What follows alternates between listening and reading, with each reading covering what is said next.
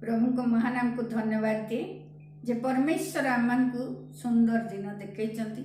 आज fasting prayer आम समस्ते जी जो स्थान में बसी से अनेक प्रकार चिंता भावना अनेक जनकर अनेक प्रकार फोन आसी जो मान की बहुत चिंतार अच्छा बहुत डिप्रेस अच्छा आज से प्रार्थना करवा जेपरी से डिप्रेस रु प्रभु बाहर करती अनुग्रह करती कारण परमेश्वर आम मान सहित अच्छा से आउ गोटे नाम हूँ इमानुएल परमेश्वर जे आम मान सहित अच्छा जे आम मान सहित चलती जे आम सबु समय आम दक्षिण हस्त धरी कहते भय कर ना निराश हो ना आज से परमेश्वर निकट में आम प्रार्थना बसवा जो मैंने सब जो स्थान में अच्छा चर्च ऑफ लाइफ पिला माने समस्ते गोटे जगार बसबे परिवार सहित एवं आज जो वाक्य दिज्व ताकू श्रवण करेंगे एवं से वाक्य माध्यम आम अनेक कथा शिखा विभिन्न प्रकार वाक्य दे प्रभु आम को नौकरी आम मैंने सबुदिन प्रत्येक दिन से वाक्य बढ़ुचु से धन्यवाद दिए ईश्वर को धन्यवाद दौ जे वाक्यर अनुसंधान करला बेले आम मैंने अनेक विषय जापर से आज जो वाक्य आम देखा ताहा आपण मान पाइबे हितोपदेश 16:6 पदर गोटे वाक्य आम देखा लिखाई संतान गणर संतान माने वृद्ध लोक मान मुकुट पुणी संतान मानकर गौरव से पितृगण ये लिखाई संतान माने सब तांकर संतान माने जमती अजा ये मानकर गौरव मुकुट स्वरूप किए ना वृद्ध लोक मानकर मुकुट स्वरूप होती पिला मानकर पिला माने जेतेबेले माने आम संतान मान संतान देखा प्रभु सुजोग दौरान अनेक लोक से संतान देखा पाऊना पिला मान संतान देखा पाऊना से अनेक जनकर जीवन रे आशा न थाए अनेक जन निराश हो जाती जे से देखिपारती अनेक जन जगत रू देखार आशा करके जगत रू चली जाती आज आम मान ईश्वर संतान मान संतान देखी से धन्यवाद दौचु जे वृद्ध लोक मुकुट हूँ पिला पिला माने नाती पोता मान वृद्ध लोक मान मुकुट आज वाक्य हूँ मुकुट मुकुट गोटे एमती विषय जहाँकि गौरवजनक विषय जहाँकि विजयर चिन्ह मुकुट बाइबल में अनेक प्रकार मुकुट अच्छी राजा माने सब मुकुट पिंधुले आउ से मुकुट शोभा प्रकाश पाउला से प्रतिभा से सब प्रकाश पाउला आउ जन राजा अधिकार से जना पड़े से मुकुट गोटे प्रधान स्थान मस्तक दि जाए आई मुकुट आशीर्वाद जनक बोली जना जाए आ विभिन्न प्रकार मुकुट माने बाइबल देखुचु यह विजयर चिन्ह कहुए आम प्रथम देखा गौरव संभ्रमर मुकुट गीत संहिता 8:5 पद पुणी तुम्भे ताहाको दूतगण अपेक्षा अल्प मात्र न्यून करियछ आ गौरव और संभ्रम रूप मुकुट भूषित करियछ।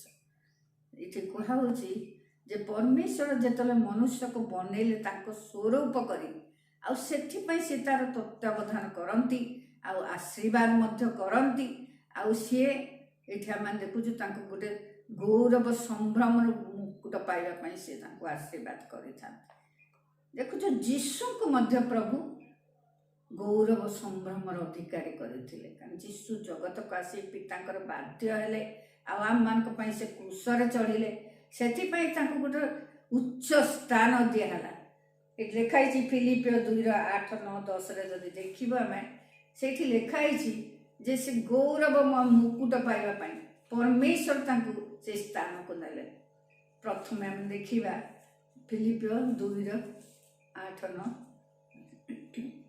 पुणी कृष्य पुणी मनुष्य भाव देखा जाए मृत्यु पर्यंत हाँ कृष्य मृत्यु पर्यंत आज्ञाव हो आपना को अवनत कले यही कारण ईश्वर अतिशय उन्नत कर पुणी समस्त नाम अपेक्षा सर्वोत्कृष्ट नाम प्रदान कर जेपरी स्वर्ग मर्त्य पाताल प्रत्येक जान जीशु नाम ନତ ହେବେ। ପୁଣି ପିତା ଈଶ୍ୱରଙ୍କ ଗୌରବ ନିମନ୍ତେ ପ୍ରତ୍ୟେକ ଯାହା ଯୀଶୁ ଖ୍ରୀଷ୍ଟଙ୍କୁ ପ୍ରଭୁ ବୋଲି ସ୍ୱୀକାର କରିବେ। ଗୋଟେ ସୁନ୍ଦର ଜିନିଷ ପ୍ରଭୁ ଯୀଶୁଙ୍କୁ ଦିଆହେଇଛି। ତାହା ହେଉଛି ଆମେ ଯଦି ଦେଖିବା ଏବ୍ରୀ 2:9 ତାହିଁରେ ଦିଆହେଉଛି ଯେ ସିଏ ତାଙ୍କୁ ଗୋଟେ ମୁକୁଟ ସ୍ୱରୂପ ତାଙ୍କୁ ଦେଇଛନ୍ତି, ସେ ସମ୍ଭ୍ରମ ପାଇବାର ମୁକୁଟ। ଅର୍ଥାତ୍ ପ୍ରଭୁ ଯୀଶୁଙ୍କୁ ପ୍ରତ୍ୟେକ ଜିହ୍ୱା ପ୍ରତ୍ୟେକ ଆଣ୍ଠୁ ତାଙ୍କ ନିକଟରେ ନତ ହେବେ। ଏଇଠି ଦେଖୁଛୁ କିନ୍ତୁ ଦୂତମାନଙ୍କ ଅପେକ୍ଷା ଯେ ଅଳ୍ପ ସମୟ ନ୍ୟୁନୀକୃତ ହୋଇଥିଲେ ତାହାଙ୍କୁ ଅର୍ଥାତ୍ ଯୀଶୁଙ୍କୁ ମୃତ୍ୟୁର ଦୁଃଖ ଭୋଗ ହେତୁ ଗୌରବ ଓ ସମ୍ଭ୍ରମ ରୂପ ମୁକୁଟ ପରିଧାନ କରିଥିବାର ଦେଖୁଅଛୁ। ଯେପରି ଈଶ୍ୱରଙ୍କ ଅନୁଗ୍ରହରେ ପ୍ରତ୍ୟେକ ମନୁଷ୍ୟ ନିମନ୍ତେ ସେ ମୃତ୍ୟୁ ଆସ୍ୱାଦନ, ତାଙ୍କୁ ଗୋଟେ ଗୌରବ ସମ୍ଭ୍ରମ ରୂପ ମୁକୁଟ ଦିଆହେଇଥିଲା। ଆଉ ସେଥିପାଇଁ କହୁଛି ପ୍ରତ୍ୟେକ ଆଣ୍ଠୁ ପ୍ରତ୍ୟେକ ଜିହ୍ୱା ଯୀଶୁଙ୍କ ନାମକୁ ଗୌରବାନ୍ୱିତ କରିବ। କିଛି ଲେଖା ହେଇଛି ପାତାଳରେ ଥିବା ଯେପରି ସ୍ୱର୍ଗ ମର୍ତ୍ତ୍ୟ ପାତାଳରେ ଥିବା ପ୍ରତ୍ୟେକ ଜାଣୁ ଯୀଶୁଙ୍କ ନାମରେ ନତ ହେବେ। ପୁଣି ପିତା ଈଶ୍ୱରଙ୍କ ଗୌରବ ନିମନ୍ତେ ପ୍ରତ୍ୟେକ ଜିହ୍ୱା ଯୀଶୁ ଖ୍ରୀଷ୍ଟ ପ୍ରଭୁ ବୋଲି ସ୍ୱୀକାର କରିବେ। ତାଙ୍କୁ ସର୍ବଶ୍ରେଷ୍ଠ ନାମ ଦିଆହେଇଛି। ଆଉ ସିଏ ପ୍ରଭୁ ଯୀଶୁକୁ ସେଠି ଗୌରବ ପାଇବାର ସମ୍ଭ୍ରମ ପାଇବାର ଯୋଗ୍ୟ ପରମେଶ୍ୱର ଅଟନ୍ତି ବୋଲି ବାଇବେଲ କୁହେ। ଏଠି ଆମେ ତାପରେ ଆଉ ଗୋଟେ ବାକ୍ୟ ଦେଖିବା, ଆଉ ଗୋଟେ ମୁକୁଟ ବିଷୟରେ ଦେଖିବା। ତାହା ହେଉଛି ଶୋଭାଜନକ ମୁକୁଟ। ତାହା ହେଉଛି ହିତପଦେ 16:31 ଦେଖିବା। ଶୋଭାଜନକ ମୁକୁଟ, ହିତପଦେ 16:31।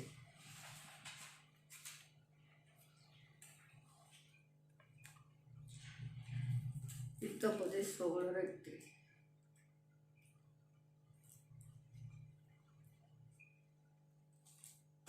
ଏଠି ଲେଖା ହେଇଛି 16:31 ପକ୍କ କେଶ ଶୋଭାଜନକ ମୁକୁଟ ତା ଧର୍ମ ପଥରେ ପ୍ରାପ୍ତ ହୁଏ।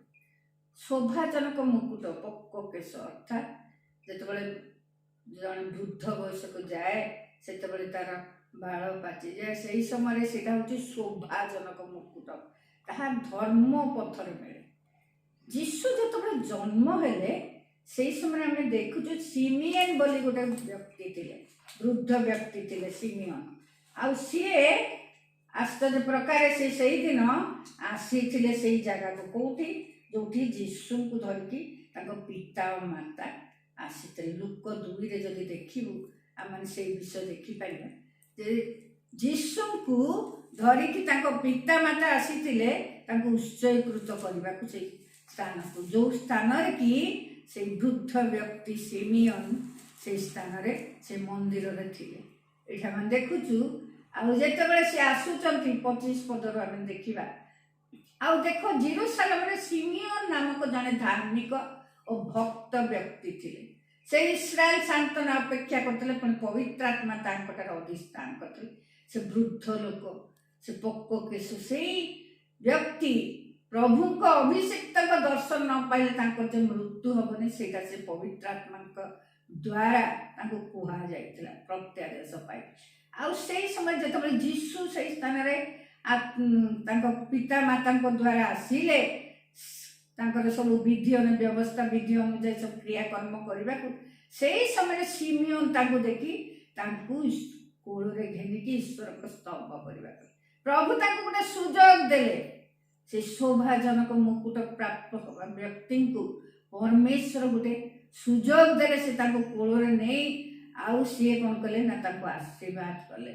ଆଉ ସେ କହିଲେ ଏଇ ବ୍ୟକ୍ତି ଏଇ ଶିଶୁ, ଏଥିପାଇଁ ଏଇ ଶିଶୁ ଇସ୍ରାଏଲ ମଧ୍ୟରେ ଅନେକଙ୍କ ପତନ ଉତ୍ଥାନ ନିମନ୍ତେ ଏବଂ ଯାହା ବିରୁଦ୍ଧରେ କଥା କୁହାଯାଏ ଏପରି ଚିହ୍ନ ହେବା ନିମନ୍ତେ ନିରୂପିତ, ପୁଣି ତୁମ୍ଭ ପ୍ରାଣ ନିଜ ପ୍ରାଣକୁ ମଧ୍ୟ ଖଡ୍ଗବିଦ୍ଧ କରିବେ। ଏଠି ସେ ଗୋଟେ କଥା କହୁଛନ୍ତି ଯେ ଇଏ ଗୋଟେ ଜ୍ୟୋତି ସ୍ୱରୂପ, ବିଜାତି ମାନଙ୍କ ପ୍ରତି ସତ୍ୟ ପ୍ରକାଶକ ଜ୍ୟୋତି, ପୁଣି ତୁମ୍ଭ ଲୋକ ଇସ୍ରାଏଲ ଗୌରବ ସ୍ୱରୂପ କରିଛନ୍ତି। ଏଇ ଯାହା ସେ ଦେଖୁଛନ୍ତି ଆଉ ସେ ତାଙ୍କୁ ଈଶ୍ୱରଙ୍କୁ ଧନ୍ୟବାଦ ନ ଦେଇ ରହିପାରୁନାହାନ୍ତି ଯେ ସିଏ ଯାହା ଇଚ୍ଛା କରିଥିଲେ ପରମେଶ୍ୱର ତାଙ୍କ ମନସ୍କାମନା ପୂର୍ଣ୍ଣ କଲେ। ଆମେ ଦେଖୁ ଶୋଭାଜନକ ମୁକୁଟ, ସେଇ ଶୋଭାଜନକ ମୁକୁଟ ପକ୍କ କେଶରେ ତାଙ୍କୁ ମିଳିଥିଲା। ଆଉ ସେଇ ଶୋଭାଜନକ ମୁକୁଟ ପ୍ରାପ୍ତ ହେବାରେ ସେ ଯୀଶୁଙ୍କୁ ଦେଖିପାରିଲେ। ଆଉ ସେ ଧାର୍ମିକ ବ୍ୟକ୍ତି ଥିଲେ କୁହାଯାଉଛି। ଧର୍ମ ପଥରେ ଏଇ ମୁକୁଟ ପ୍ରାପ୍ତ ହୁଏ। ସେ ଧାର୍ମିକ ବ୍ୟକ୍ତି ଥିଲେ, ଆଉ ସିଏ ଈଶ୍ୱରଙ୍କର ନିକଟବର୍ତ୍ତୀ ଥିଲେ, ଦିବା ରାତ୍ର ତାଙ୍କୁ ଧ୍ୟାନ କରୁଥିଲେ, ତାଙ୍କ ପ୍ରାଙ୍ଗଣରେ ଉପସ୍ଥିତ ରହି ତାଙ୍କର ସେବା ଉପାସନା କରୁଥିଲେ। ସେଥିପାଇଁ ସେ ତାଙ୍କୁ ଦେଖିପାରିଲେ, ସିମିୟନ ହାନ୍ନା ତାଙ୍କୁ ଦେଖିପାରିଲେ। କେତେ ସୁନ୍ଦର ବିଷୟ। ଆଉ ସନ୍ତାନ ମାନଙ୍କ ସନ୍ତାନ ଦେଖିବା, ବୃଦ୍ଧ ବୟସରେ କୌଣସି ସୁନ୍ଦର ଶିଶୁକୁ ଧରିବା ଗୋଟେ ବହୁତ ବଡ଼ ଗୌରବର ବିଷୟ ଅଟେ। ଆଉ ଯୀଶୁଙ୍କୁ ଯେତେବେଳେ ସେ ଧରିଲେ, ସେତେବେଳେ ସେ କେତେ ଖୁସି ହେଇଯାଇଥିବେ, ତାଙ୍କ ଆତ୍ମା ପୁରା ପରିତୃପ୍ତ ହେଇଯାଇଥିବ। ସେ ପବିତ୍ର ଆତ୍ମା ତାଙ୍କୁ ସେଇ ସ୍ଥାନକୁ ଆଣିଲେ ବୋଲି ସେ ଦେଖିପାରିଲେ। ଆଉ ସେତେ ବର୍ଷ ବଞ୍ଚିକି ସେ ପ୍ରଭୁଙ୍କୁ ଧନ୍ୟବାଦ କଲେ ବୋଲି ସେ ଯୀଶୁଙ୍କର ଶେଷ ଦେଖା ପାଇପାରିଲେ।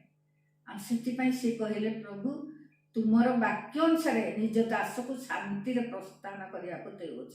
ଏବେ ତୁମେ ମୋ ପ୍ରାର୍ଥନା ଶୁଣିକି ତୁମେ ଦେଖେଇଲ, ଆଉ ତୁମକୁ ଦେଖିବାକୁ ମୁଁ ଅପେକ୍ଷା କରିଥିଲି, ଆଉ ବର୍ତ୍ତମାନ ମୁଁ ଶାନ୍ତିରେ ଯାଇପାରିବି ଜଗତ। ସେଥିପାଇଁ ଅନେକ ସମୟରେ ବୃଦ୍ଧ ବୃଦ୍ଧା ହେଲେ ମଧ୍ୟ ଆମମାନଙ୍କୁ ପ୍ରଭୁ ରସ ତେଜରେ ବଳକୁ ଦେଇ ରଖିଥାନ୍ତି, ତାକି ଆମମାନେ ଯେପରି ଈଶ୍ୱରଙ୍କର ସେ ଗୌରବ ମହିମା ସମ୍ଭ୍ରମ ଦେଖିପାରିବୁ। ଆଉ ପରମେଶ୍ୱର ସେଥିପାଇଁ ରଖିଥାନ୍ତି। ଖାଲି ଆମମାନଙ୍କୁ ନୁହେଁ, ମାତ୍ର ଯେଉଁମାନେ ପ୍ରଭୁଙ୍କ ଦାସ ଦାସୀ, ଯେଉଁମାନେ ଈଶ୍ୱରଙ୍କ ଅନୁସାରେ କାର୍ଯ୍ୟ କରନ୍ତି, ସେମାନେ ମଧ୍ୟ ସେ ସମ୍ଭ୍ରମ ପ୍ରାପ୍ତ ହୁଅନ୍ତି। ଆଉ ସେଥିପାଇଁ ପରମେଶ୍ୱର ସେ ଶୋଭାଜନକ ମୁକୁଟ ରଖିଥିଲେ ତାଙ୍କୁ ଆଶ୍ଚର୍ଯ୍ୟ ରୂପେ। ଆଉ ସେ ଶୋଭାଜନକ ମୁକୁଟ ସେ ଦେଖିଲେ, ଆଉ ସେଥିପାଇଁ ସେ ଆଶ୍ଚର୍ଯ୍ୟ, ସେ ଶୋଭାଜନକ ମୁକୁଟ ଦ୍ୱାରା ସେ ପ୍ରଭୁଙ୍କର ଅପେକ୍ଷା କରିଥିଲେ। ଆଉ ପ୍ରଭୁ ତାଙ୍କୁ ସେଇ ଧର୍ମ ପଥରେ ସେ ମୁକୁଟ ତାଙ୍କୁ ପ୍ରଦାନ କରିଥିଲେ। ଆଉ ତାଙ୍କର ସେଇ ଆଦେଶ ଅନୁସାରେ ସିଏ ବଞ୍ଚିଥିବା ବେଳେ ହିଁ ଯୀଶୁଙ୍କୁ କୋଳରେ ଧରି ପାରିଲେ, ଆଉ ତାଙ୍କ ମନସ୍କାମନା ପ୍ରଭୁ ପୂର୍ଣ୍ଣ କଲେ। ସେଥିପାଇଁ ତାଙ୍କୁ ମଧ୍ୟ ସେ ଧନ୍ୟବାଦ ଜଣାଇଲେ, ତାଙ୍କର ଗୌରବ କଲେ, ଏବଂ ସେ ଶିଶୁ ବିଷୟରେ ମୋତେ କିଛି କହିଲେ। ଦ୍ୱିତୀୟରେ ଆମେ ଦେଖିବା ଆଉ ଗୋଟେ ବିଷୟ, ତାହା ହେଉଛି ଜ୍ଞାନଜନକ ମୁକୁଟ। ଏଠି ଆମେ ଦେଖିବା ଗୋଟେ ବିଷୟ, ହିତୋପଦେଶରେ ମଧ୍ୟ ଦେଖିବା ଜ୍ଞାନ ରୂପ ମୁକୁଟ। ହିତୋପଦେଶ 14:18 এই ବିଷୟ ଦେଖିବା, ଜ୍ଞାନ ରୂପ ମୁକୁଟ। ହିତୋପଦେଶ 14:18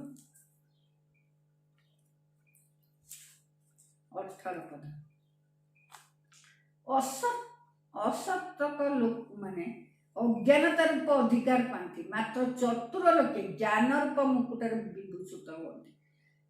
ଯେ ଚତୁର ଲୋକ ଜ୍ଞାନ ରୂପ ମୁକୁଟରେ ବିଭୂଷିତ ହୁଅନ୍ତି। ଜ୍ଞାନ ରୂପ ମୁକୁଟ, ଏଇ ମୁକୁଟ ପରମେଶ୍ୱର ଜ୍ଞାନବାନ ମାନଙ୍କୁ ଦିଅନ୍ତି। ଏଇ ମୁକୁଟ ଯେଉଁମାନେ ଈଶ୍ୱରଙ୍କୁ ଭୟ କରି ତାଙ୍କର ଜ୍ଞାନରେ ବୃଦ୍ଧି ପାଆନ୍ତି, ତାଙ୍କୁ ମିଳେ ଏଇ ମୁକୁଟ। ଆମେ ଦେଖୁଛୁ ସୋଲୋମନଙ୍କ ବିଷୟ। ସୋଲୋମନ ଗୋଟେ ଜିନିଷ ମାଗିଥିଲେ, ପ୍ରଥମ ରାଜାବଳୀ 3:9-6 ଦେଖିଲେ ଆପଣମାନେ ଦେଖିବେ ଯେ ଜ୍ଞାନବାନର ଯେଉଁ ବିଷୟ, ସେଟା ସୋଲୋମନ ମାଗିଥିଲେ ପ୍ରଭୁଙ୍କୁ ଯେ ମୋତେ ତୁମର ଜ୍ଞାନ ଦିଅ, ତୁମ ଜ୍ଞାନ ପାଇଲେ ମୁଁ ସେଇ ରାଜ୍ୟକୁ ଚଳେଇ ପାରିବି। କାରଣ ପ୍ରଭୁ ମୁଁ ଜାଣିପାରୁନି କେଉଁଠି କ'ଣ କରିବି, ମାତ୍ର ତୁମରି ଜ୍ଞାନ ହିଁ ମୋତେ ସବୁ ବିଷୟ କରିପାରିବ। ଏଇଟା ଆମେ ଦେଖୁଛୁ ସୋଲୋମନ କହୁଛନ୍ତି, ଏହେତୁ 3:9 ପ୍ରଥମ ରାଜାବଳୀ 3:9 ଏହେତୁ ଯେପରି ଆମ୍ଭେ ଭଲ ମନ୍ଦର ପ୍ରଭେଦ ଜାଣିପାରିବୁ, ଏଥିପାଇଁ ତୁମ୍ଭ ଲୋକମାନଙ୍କର ବିଚାର କରିବା ନିମନ୍ତେ ତୁମ୍ଭର ଏଇ ଦାସକୁ ଜ୍ଞାନୀ ମନ ଦିଅ, କାରଣ ତୁମ୍ଭର ଏଇ ମହାଗୋଷ୍ଠୀର ବିଚାର କରିବା କିଏ ସମର୍ଥ। ପରମେଶ୍ୱର ଗୋଟେ ସୁନ୍ଦର ବିଷୟ ମାଗିଲେ, ଆଉ ସେଥିପାଇଁ ପରମେଶ୍ୱର ତାଙ୍କୁ ସେଇ ସୋଲୋମନ ସେଇ ସୁନ୍ଦର ବିଷୟ ପ୍ରଭୁଙ୍କୁ ମାଗିବାରୁ ପ୍ରଭୁ ତାଙ୍କୁ ସେଇ ବିଷୟ ଦେଲେ, ସେଇ ଜ୍ଞାନ ଦେଲେ। ତାହା ହେଉଛି ଈଶ୍ୱରୀୟ ଜ୍ଞାନ। ସେଇ ଜ୍ଞାନ ପ୍ରାପ୍ତି ହେବା ପରେ ସୋଲୋମନଙ୍କ ସମ୍ମୁଖକୁ ଗୋଟେ ବିଚାର ଆସିଲା। କେମିତି ଜଣାଯିବ ଯେ ତୁମେ ପ୍ରଭୁଙ୍କର ଜ୍ଞାନ ପ୍ରାପ୍ତ ହେଇଛ?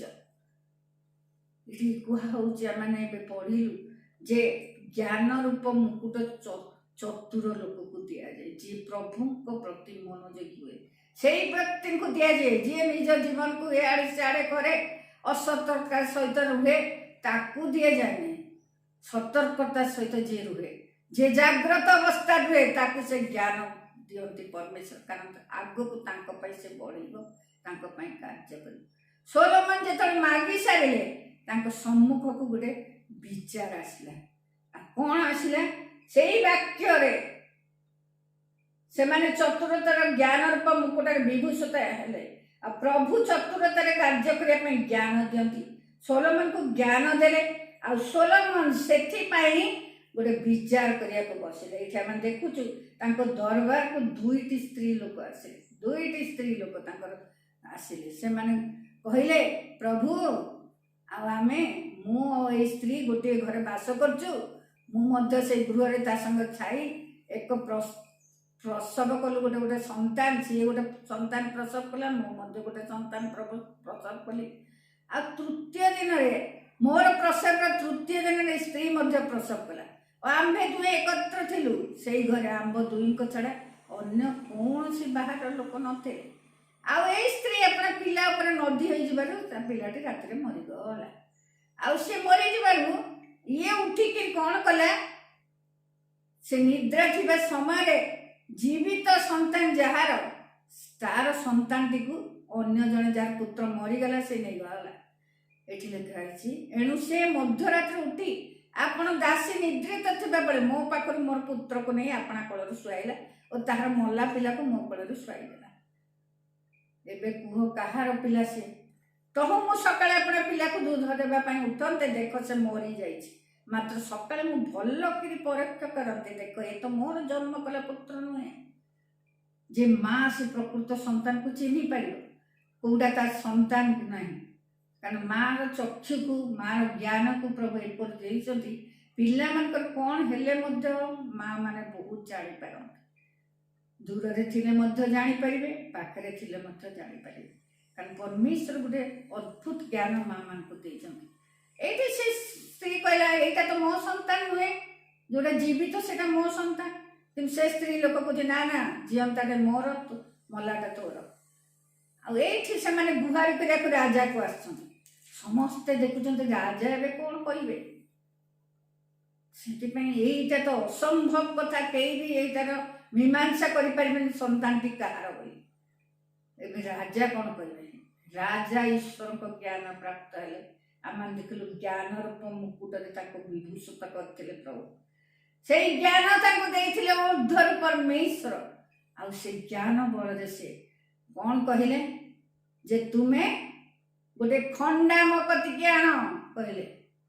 ଆଉ ରାଜାଙ୍କ ଛାମୁକୁ ଗୋଟେ ଖଣ୍ଡା ଆସିଲା। ତ ଏଇଟା ରାଜା କହିଲେ, ଜିଅନ୍ତା ପିଲାଟିକୁ 2 ଖଣ୍ଡ କରି ଜଣକୁ ଅଧେ ଅନ୍ୟ ଜଣକୁ ଅଧେ ଦିଅ।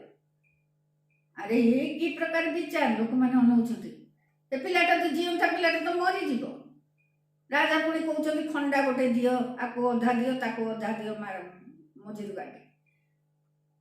ଏଥିରେ ଯେଉଁ ସ୍ତ୍ରୀର ପିଲାଟି ଜୀବିତ ଥିଲା ତାହା ଅନ୍ତଃକରଣ ଆପଣା ପୁତ୍ର ପ୍ରତି ସ୍ନେହରେ ଉତ୍ତପ୍ତ ହେଲା। ସେ ବହୁତ ଦୁଃଖୀ ହେଇଗଲା, ମୋ ଜୀବିତ ପିଲାଟାକୁ ମାରିଦେବେ। ସେଇଠୁ ସେ କ୍ରନ୍ଦନ କରି ସାଙ୍ଗେ ସାଙ୍ଗେ କହୁଛି, ନାଇଁ ନାଇଁ ପ୍ରଭୁ, ସେ ପିଲାଟିକୁ ବଧ ନ କରନ୍ତୁ।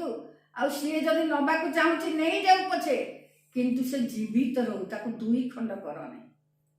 କିନ୍ତୁ ଆର ସ୍ତ୍ରୀଟା କହୁଛି କ'ଣ କରିବେ, ନା ନା, ସେ ତାକୁ ବଧ କର, ସେ ନା ମୋର ହବ ନା ତାର ହବ। ସେଥିପାଇଁ ତାକୁ ମାରିଦିଅ, 2 ଖଣ୍ଡ କରିଦିଅ, ମୋର ଖଣ୍ଡେ ତାର ଖଣ୍ଡେ ହେଇକି ଥାଉ। କାରଣ ତା ପିଲା ମରିଯାଇଛି, ସେଥିପାଇଁ ସେ କହିଲା ସେ କଥା। ରାଜା ସାଙ୍ଗେ ସାଙ୍ଗେ କହିଲେ ଯେ ଯିଏ କହୁଛି ଏହାକୁ ବଧ କର ନାହିଁ, ତାକୁ ଜୀବିତ ରଖ, ସିଏ ହଉଛି ତାର ପ୍ରକୃତ ମା। ତାକୁ ସେ ସନ୍ତାନ ଦେଲେ। ଆଶ୍ଚର୍ଯ୍ୟ ପ୍ରକାର ଜ୍ଞାନ ପରମେଶ୍ୱର ଦେଲେ। ଜ୍ଞାନ ଈଶ୍ୱରଙ୍କ ଠାରୁ ଆସେ, କାରଣ ସେ ଜ୍ଞାନ ଦେବାର କର୍ତ୍ତା ଅଟନ୍ତି। ତାଙ୍କ ପାଖରେ ଜ୍ଞାନର ଭଣ୍ଡାର ଅଛି। ସିଏ ଯେତେବେଳେ ଯିଏ ମାଗୁଛି ସେଇ ସମୟରେ ସେ ସେଇ ଜ୍ଞାନ ଦିଅନ୍ତି। ଆଉ ଆଶ୍ଚର୍ଯ୍ୟ ପ୍ରକାର ସେ ଜ୍ଞାନ ଦେଲେ ତାଙ୍କୁ। ଆଉ ସେ ଜ୍ଞାନ ଦ୍ୱାରା ସେ ସେଇ ବିଚାର କରିବାକୁ ପାରିଲେ। ଆଉ ଲୋକମାନେ ମଧ୍ୟ ଆଶ୍ଚର୍ଯ୍ୟ ହେଇଗଲେ। ସେ ଜ୍ଞାନ ରୂପ ମୁକୁଟରେ ବିଭୂଷିତ ଥିଲେ। ତୃତୀୟରେ ଆମେ ଦେଖିବା ଆଉ ଗୋଟେ ବିଷୟ, ଯାହାକି ଆପଣମାନେ ପାଇବେ। ଆଉ ଗୋଟେ ବିଷୟ ଆମେ ଦେଖିବା, ତାହା ହେଉଛି କଣ୍ଟାର ମୁକୁଟ। କଣ୍ଟାର ମୁକୁଟ, କଣ୍ଟାର ମୁକୁଟ ସାଧାରଣତଃ ଭାରି କଷ୍ଟକର ଲାଗେ। କିଏ ସେ କଣ୍ଟାର ମୁକୁଟ ପିନ୍ଧିଥିଲେ? ଦେଖିବା ମାଥ୍ୟୁ 27:29। ମାଥ୍ୟୁ 27:29।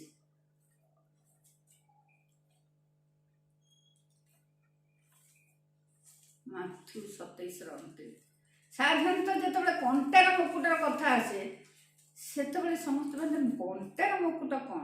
ସବୁ ପ୍ରକାର ମୁକୁଟ ଅଛି, ଏ କଣ୍ଟାର ମୁକୁଟ କ'ଣ? ଏହା ହେଉଛି ଯୀଶୁଙ୍କ ମୁକୁଟ। 27-29 ପଦ, ମାଥ୍ୟୁ 27-29। ଆଉ କଣ୍ଟାର ମୁକୁଟ ବନେଇ ତାହାଙ୍କ ମସ୍ତକରେ ଦେଲେ ଓ ତାହାଙ୍କର ଦକ୍ଷିଣ ହସ୍ତରେ ଖଣ୍ଡିଏ ନଳ ଦେଲେ। ପୁଣି ତାହାଙ୍କ ସମ୍ମୁଖରେ ଜାନୁପାତେ, ହେ ଯିହୁଦୀମାନଙ୍କ ରାଜା ନମସ୍କାର, ଏହା କହି ତାଙ୍କୁ ପରିହାସ କଲେ। ଅନେକ ଲୋକ ତାଙ୍କୁ ପରିହାସ କଲେ। ସେ ଯେତେବେଳେ କ୍ରୁଶରେ ଚଢ଼ାଗଲେ ଆମ ସମସ୍ତଙ୍କ ପାପ ନେଇ, ସେହି ସମୟରେ ଲୋକେ ତାଙ୍କୁ ପରିହାସ କଲେ, ତାଙ୍କ ଉପରେ ଛେପ ପକେଇଲେ, ତାଙ୍କୁ ସବୁ ପ୍ରକାର ଆରୋପ ଦେଲେ। ଏହିପରିକି ଦୁଷ୍କର୍ମକାରୀମାନଙ୍କ ମଧ୍ୟରୁ ଜଣେ ତାଙ୍କୁ କହିଲେ, ତୁ ଯଦି କ୍ରୁଶରେ ଚଢ଼ିଛୁ ନିଜକୁ ରକ୍ଷା କର, ଆମକୁ ବି ରକ୍ଷା କର। ଅନେକ ଟେନସନ୍, ଅନେକ କଥା ଆସିଲା ତାଙ୍କ ଜୀବନରେ। ଆଜି ଆମକୁ ଯଦି କିଛି ଟିକେ ସେମିତି ହେଉଛି ଆମେ ବହୁତ ବାଧା ବିଘ୍ନ ପାଇଯାଉଛି। ଯୀଶୁଙ୍କୁ ପ୍ରଚୁର କଷ୍ଟ ହେଲେ ମଧ୍ୟ ସେ ଆମ ପାପ ପାଇଁ ସେ କ୍ରୁଶରେ ଚଢ଼ିଲେ। ସେଇ କଣ୍ଟାର ମୁକୁଟ, ବାଇବେଲ କୁହେ ଯୀଶୁ ଖ୍ରୀଷ୍ଟ ଏ ମୁକୁଟ ପିନ୍ଧା ଯାଇଥିଲେ। ଯୀଶୁ ଖ୍ରୀଷ୍ଟଙ୍କୁ ହିଁ ଏଇ ମୁକୁଟ ପିନ୍ଧା ଯାଇଥିଲା। ଯେତେବେଳେ ସୈନ୍ୟମାନେ ତାଙ୍କୁ ପ୍ରସାଦ ଭିତରକୁ ନେଲେ, ତାଙ୍କ ବସ୍ତ୍ରକୁ ସେମାନେ କାଢ଼ି ନେଲେ। ଏଠି ଲେଖା ହେଇଛି, ଏଥି ଉତ୍ତାରେ ଶାସନକର୍ତ୍ତା ସୈନ୍ୟମାନଙ୍କୁ ଯୀଶୁଙ୍କୁ ପ୍ରସାଦ ଭିତରକୁ ଘେନି ଯାଇ ସମସ୍ତ ସୈନ୍ୟ ଦଳକୁ ତାଙ୍କ ନିକଟରେ ଏକତ୍ର କଲେ। ପୁଣି ସେମାନେ ତାଙ୍କ ବସ୍ତ୍ର କାଢ଼ି ନେଇ ତାଙ୍କୁ କୃଷ୍ଣ ଲୋହିତ ବର୍ଣ୍ଣର ବସ୍ତ୍ର ପିନ୍ଧାଇଲେ ଆଉ କଣ୍ଟାର ମୁକୁଟ ବନେଇ ତାଙ୍କ ମସ୍ତକରେ ଦେଲେ। କେତେ କଷ୍ଟ ହୋଇଥିବ ସେ କଣ୍ଟା ସବୁ ଯେତେବେଳେ ଫୋଡ଼ି ହେଉଥିବ, କେତେ ବ୍ଲଡ଼ ତାହିଁରୁ ପଡ଼ୁଥିବ। ଆଉ ଆମମାନଙ୍କ ପାଇଁ ସେ କଣ୍ଟାର ମୁକୁଟ ପିନ୍ଧିଲେ। ଗୀତ ସଂହିତା 22:6-7 ଆମେ ଦେଖୁଛୁ ଯେ ସିଏ ମନୁଷ୍ୟମାନଙ୍କ ଦ୍ୱାରା ପରିତ୍ୟକ୍ତ ହେଲେ, ଯେଉଁଟାକି ଆମେ ଜିସା 53 ମଧ୍ୟ ଦେଖୁ। ସେଇ ଗୋଟିଏ କଥା ଯେ ସିଏ ମନୁଷ୍ୟମାନଙ୍କ ଠାରୁ ପରିତ୍ୟକ୍ତ ହେଲେ। ମନୁଷ୍ୟମାନେ ତାଙ୍କୁ ଭଲ ପାଇଲେନି, କେହି ତାଙ୍କୁ ଗ୍ରହଣ ବି କଲେନି। ଆଉ ସିଏ ଜଗତକୁ ଆସିଥିଲେ ମନୁଷ୍ୟକୁ ପରିତ୍ରାଣ ଦେବା ପାଇଁ। ଦେଖୁଛି 6-7 ଲେଖୁଛି, ମାତ୍ର ମୁଁ କୀଟ ମନୁଷ୍ୟ ନୁହେଁ, ମନୁଷ୍ୟମାନଙ୍କ ନିନ୍ଦା ପାତ୍ର, ଲୋକମାନଙ୍କର ଅବଜ୍ଞାତ। ମନୁଷ୍ୟମାନେ ତାଙ୍କୁ ବହୁତ ନିନ୍ଦା କଲେ। ସେ କିଛି କରିନଥିଲେ, କୌଣସି ପାପ ସେ କରିନଥିଲେ। ଆଉ ତାଙ୍କୁ ଲୋକମାନେ ବିନାଶ କରିବା ପାଇଁ କ୍ରୁଶରେ ଚଢ଼ାଇ ପାରିଲା। ଆମମାନଙ୍କ ପାପ ପାଇଁ ସେ କ୍ରୁଶରେ ଚଢ଼ିଲେ। ମୋତେ ଦେଖିବା ଲୋକ ସମସ୍ତେ ମୋତେ ପରିହାସ କରନ୍ତି, ସେମାନେ ଉଷ୍ଟ ଲମ୍ବାଇ ମସ୍ତକ ହଲାଇ କହନ୍ତି, ସଦା ଆପଣଙ୍କଠାରେ ସେ ଆପଣଙ୍କୁ ସମର୍ପଣ କଲା, ସେ ତାକୁ ଉଦ୍ଧାର କରନ୍ତି। ଏଠି ଆମେ ଦେଖୁଛୁ ଲୋକମାନେ ହସୁଛନ୍ତି, ଆରେ ତୁ ଓହ୍ଲେଇକିଆ, ତୁ ପରା ଈଶ୍ୱର, ଯିହୁଦୀମାନଙ୍କ ରାଜା ବୋଲି ଲେଖିଦେଲେ। କେତେ ପ୍ରକାର ନିର୍ଯାତନା ତାଡ଼ନା ତାଙ୍କୁ ଦେଲେ। ଶେଷରେ ଗୋଟେ କଣ୍ଟାର ମୁକୁଟ ପିନ୍ଧେଇଲେ। ଆଉ ସେ କଣ୍ଟାର ମୁକୁଟ ପିନ୍ଧିକି ସେ ଆମମାନଙ୍କ ପାପ ପାଇଁ ସେ ନିଜକୁ ବଳି ଦେଲେ। ଯଦି ଆମେ ପ୍ରକାଶିତ 5:12 ଦେଖୁଛୁ, ସେ ଆମମାନଙ୍କ ପାଇଁ ନିଜକୁ ବଳିଦାନ ଦେଲେ। ଦେଖିବା ପ୍ରକାଶିତ 5:12 ପଦ।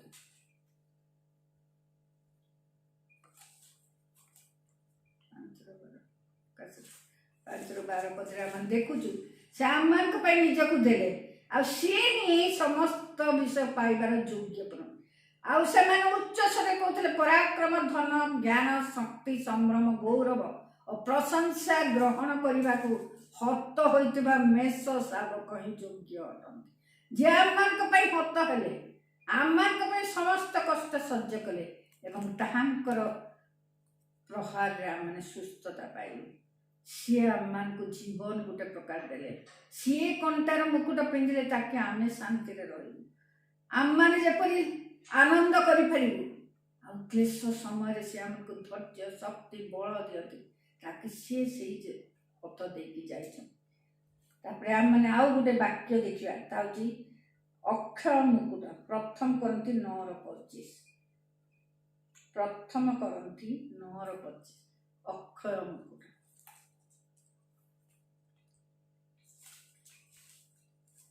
9:25 ଆମେ ଏପରି ଦେଖିବା, ଯେ କେହି କ୍ରୀଡ଼ାରେ ପ୍ରତିଦ୍ୱନ୍ଦିତା କରେ ସେ ସମସ୍ତ ବିଷୟରେ ପରିମିତ ଭୋଗୀ ହୁଏ। ସେମାନେ ଖଣିୟ ମୁକୁଟ ପାଇବା ନିମନ୍ତେ ତାହା କରନ୍ତି, ମାତ୍ର ଆମେମାନେ ଅକ୍ଷୟ ମୁକୁଟ ପାଇବା ନିମନ୍ତେ ତାହା କରୁ। ଅକ୍ଷୟ ମୁକୁଟ, ଯେଉଁ ମୁକୁଟ କେବେ ନଷ୍ଟ ହେବ ନାହିଁ। ଏହିପରି ସୁନ୍ଦର ମୁକୁଟ ଯାହାକି ସ୍ୱର୍ଗରୁ ଆସେ। ସେଇ ମୁକୁଟ ଯେତେବେଳେ ଆମମାନେ ପରମେଶ୍ୱରଙ୍କ ଯୋଗ୍ୟ କାର୍ଯ୍ୟ କରୁ ସେଇ ସମୟରେ ସେ ଅକ୍ଷୟ ମୁକୁଟ ଆମକୁ ଦିଆଯାଏ। ଏଠି କୁହାହଉଛି ଯେ ମୁଁ ରଙ୍ଗଭୂମିରେ ଯେଉଁମାନେ ଦୌଡ଼ନ୍ତି ସେମାନେ ଦୌଡ଼ନ୍ତି ସତ, କିନ୍ତୁ କେବଳ ଜଣେ ଯେ ପଣ ପାଏ। ଏହା କି ତୁମେମାନେ ଜାଣ ନାହିଁ? ତୁମେମାନେ ଯେପରି ପଣ ପାଇବ ସେହିପରି ଦୌଡ଼। ସେଇ ମୁକୁଟ ପାଇବା ପାଇଁ ତୁମେ ଦୌଡ଼, ଲାଗି ପଡ଼ି କଷ୍ଟ, ଯାବତୀୟ କଷ୍ଟ ତୁମ ସମ୍ମୁଖକୁ ଆସିବ, ଯାବତୀୟ ବାଧା ବିଘ୍ନ ତୁମ ସମ୍ମୁଖକୁ ଆସିବ, ଅନେକ ବିଷୟ ତୁମେ ଆଶା କରିବ ସେଗୁଡ଼ା ତୁମକୁ ମିଳିବ ନାହିଁ। କିନ୍ତୁ ତଥାପି ସେ ମୁକୁଟ ଯେତେବେଳେ ଆମେ ପାଉ ସେ ସମୟରେ ସବୁ ପ୍ରକାର ଆନନ୍ଦ ଆମମାନଙ୍କ ଜୀବନରେ, ଯେତେବେଳେ ଆମମାନେ ଦୌଡ଼ି ଦୌଡ଼ି ସେ ଲକ୍ଷ୍ୟ ସ୍ଥଳରେ ପହଞ୍ଚୁ ସେଇ ସମୟରେ ଆମମାନଙ୍କୁ ସେଟା ଦିଆଯାଏ। ଲେଖା ହେଉଛି ଫିଲିପିଓ 2:16 ଆମେ ଦେଖିବା। ଫିଲିପିଓ 2:16 ଫିଲିପିଓ 2:16 ଆମେ ଦେଖୁଛୁ ଗୋଟେ ବିଷୟ ଲେଖା ହେଉଛି, ସେଥିରେ ମୁଁ ଯେ ବୃଥାରେ ଦୌଡ଼ି ନାହିଁ କିମ୍ବା ବୃଥା ପରିଶ୍ରମ କରିନାହିଁ ସେ ସମ୍ବନ୍ଧରେ ଖ୍ରୀଷ୍ଟଙ୍କ ଦିନରେ ତର୍କ କରିପାରିବି। ମୁଁ ଦୌଡ଼ୁଛି, ମୁଁ ଏପର୍ଯ୍ୟନ୍ତ ଧରିନି, ଏପର୍ଯ୍ୟନ୍ତ ସେଟା ପ୍ରାପ୍ତ ହେଇନି, କିନ୍ତୁ ଶେଷ ପର୍ଯ୍ୟନ୍ତ ମୋତେ ଦୌଡ଼ିବାକୁ ପଡ଼ିବ। ମୁଁ ଯେ ଏବେ ସେଇ ସମସ୍ତ ପ୍ରାପ୍ତ ହୋଇଛି ବା ସିଦ୍ଧ ଲାଭ କରିଛି ତାହା ନୁହେଁ, କିନ୍ତୁ ମୁଁ ଖ୍ରୀଷ୍ଟ ଯୀଶୁଙ୍କ ଦ୍ୱାରା ଧୃତ ହୋଇଥିବା ତା ଧରିବା ପାଇଁ ଦୌଡ଼ୁଛି ଦୌଡ଼ୁଛି ଦୌଡ଼ୁଛି। ଆଉ ଶେଷ ପର୍ଯ୍ୟନ୍ତ ମୁଁ ଦୌଡ଼ିବି।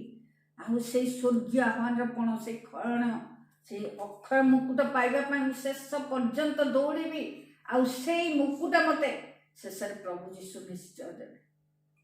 ଯେତେ ବାଧା ବିଘ୍ନ କଷ୍ଟ ଆସିଲେ ମଧ୍ୟ ଆମମାନେ କେବେ ବି ରୋକିବାନି, ଆମେ ଦୌଡ଼ିବା, ଆମେ କେବେ ବି ରହିଯିବାନି, ପଛକୁ ଅନେଇବାନି। ଆମେ ସେଇ ଲକ୍ଷ୍ୟ ତଳେ ପହଞ୍ଚିବା ପାଇଁ, ତାକୁ ଜମ୍ପ କରି ଯିବା ପାଇଁ, ଆମେ ସେଇ ସମସ୍ୟାକୁ ଜମ୍ପ କରି ଯିବା ପାଇଁ ଆମେ ପ୍ରଭୁଙ୍କ ଠାରୁ ସେ ଶକ୍ତି ପ୍ରାପ୍ତ ହେବା, ଈଶ୍ୱରଙ୍କ ଠାରୁ ସେ ଶକ୍ତି ମାଗିବା। ଆମେ ଏଇପରି ଗୋଟେ ଯୁଦ୍ଧରେ ଯାଉଛୁ, ଏଇପରି ଗୋଟେ ବିଷୟ କରୁଛୁ, ଏଇପରି ଲକ୍ଷ୍ୟ ସ୍ଥଳକୁ ଦୌଡ଼ୁଛୁ ଯାହାକି ଜାଗତିକ ବିଷୟ ଆମକୁ ଦେଇପାରିବନି, ପରମେଶ୍ୱରଙ୍କ ବିଷୟ ଆମକୁ ଦେବ। ଆମେ ସେ ଈଶ୍ୱରଙ୍କର କ୍ଷଣୀୟ ବସ୍ତୁ ନେଇ ଅକ୍ଷୟ ମୁକୁଟ ପାଇବା ପାଇଁ ଦଉଛୁ, ଆଉ ଯାହାକି ପରମେଶ୍ୱର ଆମମାନଙ୍କ ପାଇଁ ରଖିଛନ୍ତି। ଦ୍ୱିତୀୟରେ ଆମେ ଦେଖିବା ଆଉ ଗୋଟେ ବିଷୟ ଦେଖିବା, ଆଉ ଗୋଟେ ମୁକୁଟ ଦେଖିବା। ମାନେ ତାହା ହେଉଛି ଜୀବନ ରୂପ ମୁକୁଟ। ତାହା ହେଉଛି ଜୀବନ ରୂପ ମୁକୁଟ। ଯାକୁବ 1:12 ତାହା ମିଳିବ। ଯାକୁବ 1:12 ଗୋଟେ ଜୀବନ ରୂପ ମୁକୁଟ ଲେଖାଯାଇଛି। ସେଇ ଜୀବନ ରୂପ ମୁକୁଟ ପାଇବା ପାଇଁ ବହୁତ କଷ୍ଟ କରିବାକୁ ପଡ଼େ, ଏତେ ସହଜରେ ସେ ମୁକୁଟ ମିଳିବନି। ସେ ମୁକୁଟ ମିଳିବାକୁ ବହୁତ କଷ୍ଟ, ବହୁତ ଜିନିଷ କରିବାକୁ ପଡ଼ିବ, ତେବେ ଯାଇକି ସେ ମୁକୁଟ ମିଳିବ, ଏତେ ଶୀଘ୍ର ତୁମକୁ ମିଳିବନି ସେ ମୁକୁଟ। ଯାକୁବ 1:12 ଯେଉଁ ଲୋକ ପରୀକ୍ଷା ସହ୍ୟ କରେ ସେ ଧନ୍ୟ, କାରଣ ପ୍ରଭୁ ଆପଣା ଲୋକମାନଙ୍କୁ ଯେଉଁ ଜୀବନ ରୂପ ମୁକୁଟ ଦେବାକୁ ପ୍ରତିଜ୍ଞା କରିଛନ୍ତି, ପରୀକ୍ଷା ସିଦ୍ଧ ହେଲା ତ ସେଇ ଲୋକ ସେ ମୁକୁଟ ପ୍ରାପ୍ତ ହେବେ।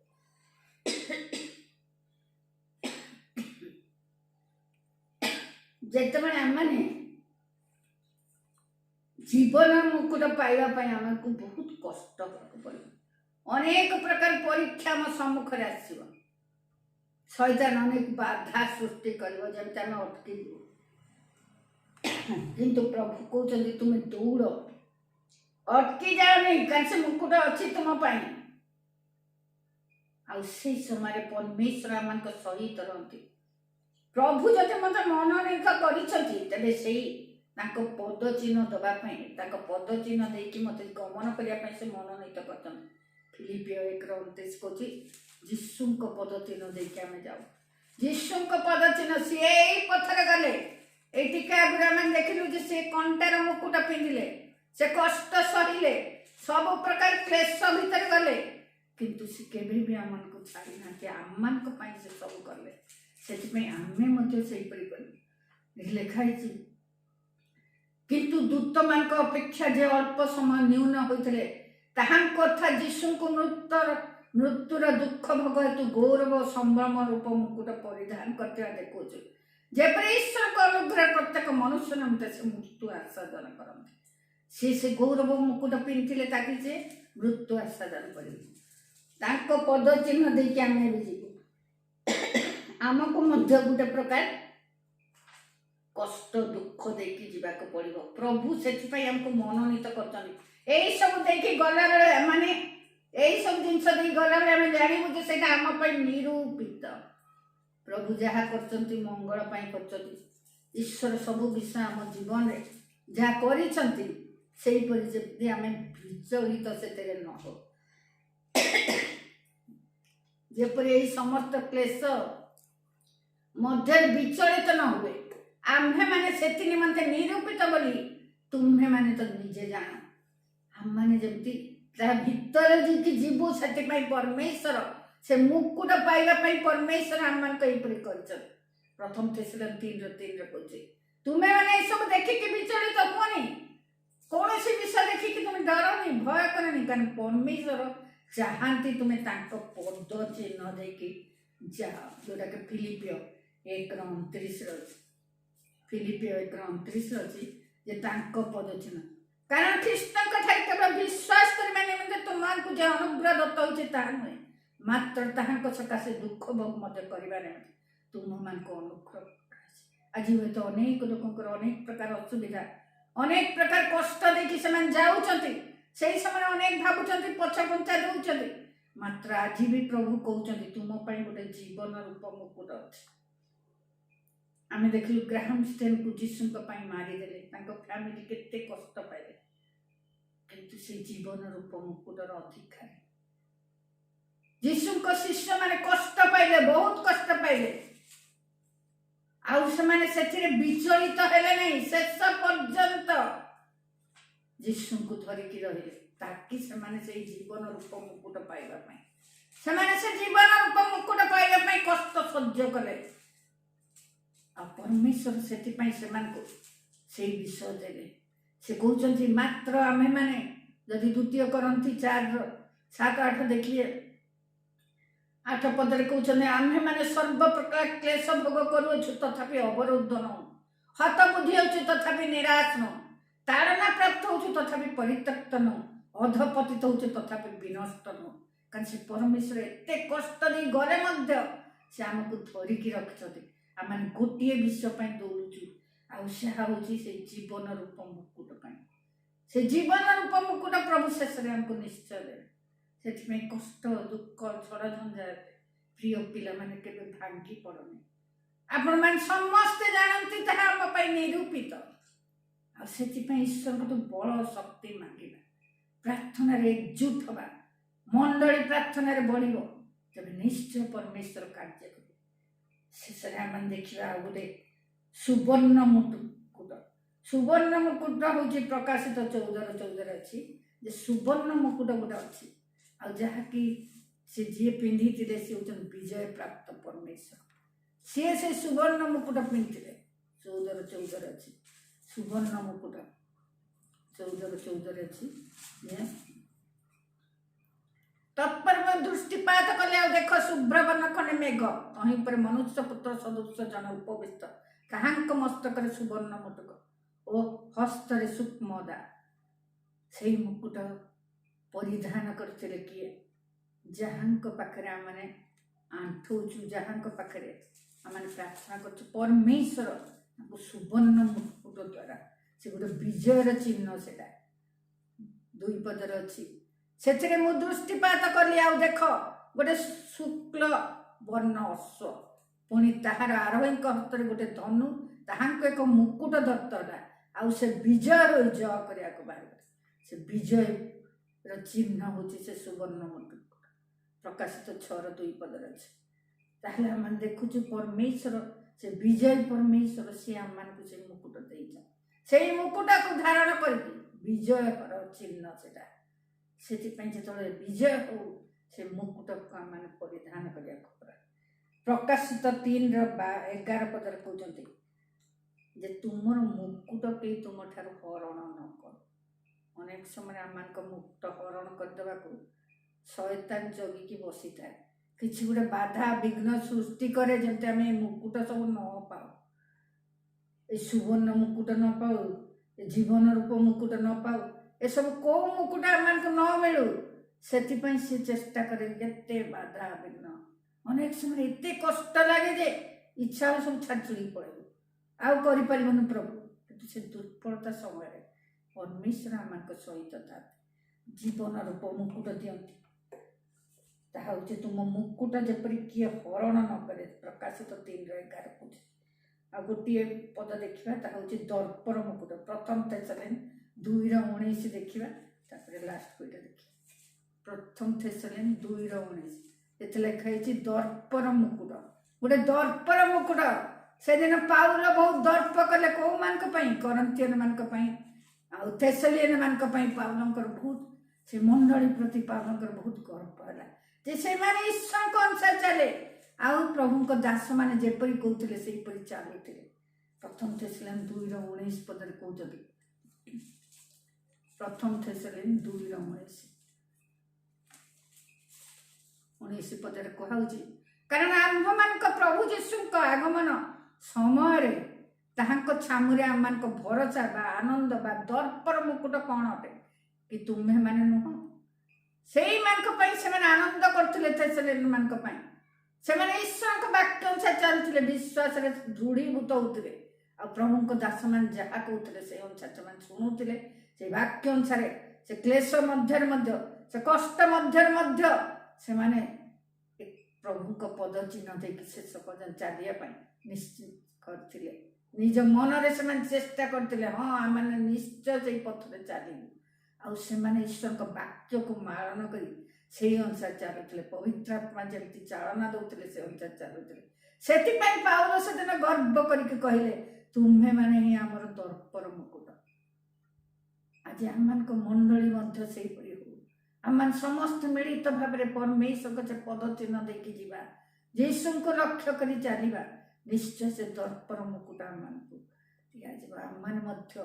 से मंडली मान समस्त विश्वासी विश्वासी दर्प कर दिने आम प्रभु सम्मुखें छिड़ा प्रभु गर्व अनुभव करे ये मंडली मो उपयुक्त मंडली बोली कहे से मुकुट आम मैंने धारण करवा से धन्यवाद दबा जे प्रभु तुम्हें जो मान को देच से उपयुक्त भाव आम जब शिक्षा दे पारे से साहाय्य कर अनुग्रह कर एवं परमेश्वर को से पवित्र आत्मा आम को से ज्ञान देवे आम मैंने आग को जमी पढ़ा यही सब मुकुट जमी शयतान हरण न करे से बाइबल कहते प्रकाशित 3:11 जे तुमर मुकुट जमी शयतान हरण न करे जमी हरण न करे 11 पद आम देखा आम मैंने आम्भे शीघ्र आसुचु तुमर मुकुट जब कहीं हरण न कर निए एथि निमंते तुम जहाँ अच्छी दृढ़ रूपे धर शेष पर्यंत क्लेश दे जाऊच कष्ट दे जाऊच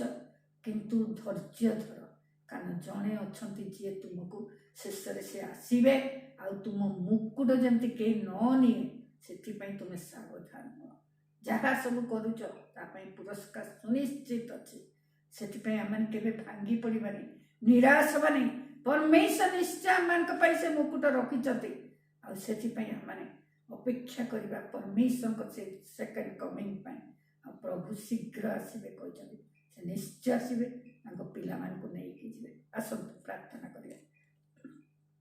धन्यवाद दिए प्रभु मंगलमय परमेश्वर आज जिते पिला बसी प्रभु आज जो वाक्य तुम्हें कहल से मुकुट विषय प्रभु आम समस्ते से वाक्य प्रभु स्थिर रहा क्लेश आसो झड़ झंझा आसो अनेक समय से लक्ष्य स्थान ओहरी जावाई इच्छा हो मात्र प्रभु तुम्हें साहाय्य कर शेष पर्यंत दौड़ा को तुम शक्ति सामर्थ दियो शेष पर्यंत जब आम चलू एवं प्रभु आम मैंने जे गोटे विषय को क्षण अवश्य ना अक्षय मुकुट आम दौड़ुचु से सुंदर मुकुट जाऊँ से जीवन रूप मुकुट से दर्पर मुकुट आउ प्रभु सबू विषय तुम्हें आम आशीर्वाद कर से मुकुट जब आम कहीं हरण न करे शेष पर्यंत प्रभु तुम्हें आगमन पर्यंत आम जब स्थिर रो तुम ठारे से सबू पिला को तुम्हें बल शक्ति सामर्थ दियो पवित्र आत्मा तुम्हें से साहस दियो एवं से सब क्लेश मध्य विचलित न हो